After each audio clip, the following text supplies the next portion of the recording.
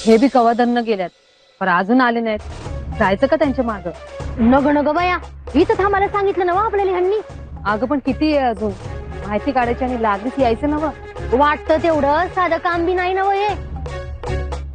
अहो अहो किती उशीर लागता आली का माहिती? भाई ते तिथं बसल्याला दिसतात ना, होय. ते बाळू मामा आहे ते. आता हे कोण? कुणी का असू दे, आपलं काम होतंय हे महत्वाचं नव. हा, आणि एवढी समधीची मेंढर आहेत ना, ती त्यांची मेंढर आहेत. भाई मग चांगलं झालं की आपल्यासाठी. अगं पण त्यासनी नाव गाव मागचं पुढचं समज समजतंय नव.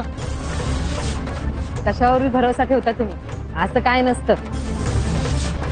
असं कोणाला समजतं का? आणि समजलं तर समजलं, मेंढर चोरल्यानंतर काय करणार आहे त्यासनी? आपण कुठे गावणार आहे त्यासनी आपलं काम झाल्यावर? आणि जास्त उशीर नाही करायचा.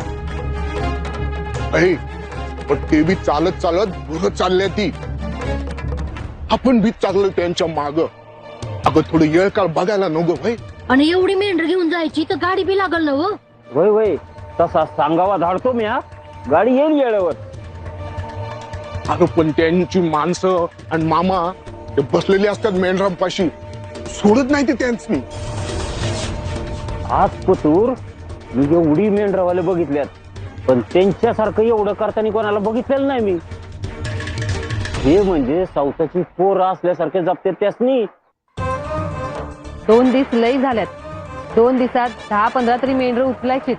तर उचलायची ते कशी मेंढर? अव कधीतरी असं होईल ना व, कोणीच नसेल मेंढराजवळ, तेव्हा साधायचा डाव आणि उचलायची मेंढर. वय बर, जरा दम धीर धरा. मोठा घासे दमानी खाऊ. लई घाई गडबड करू नका.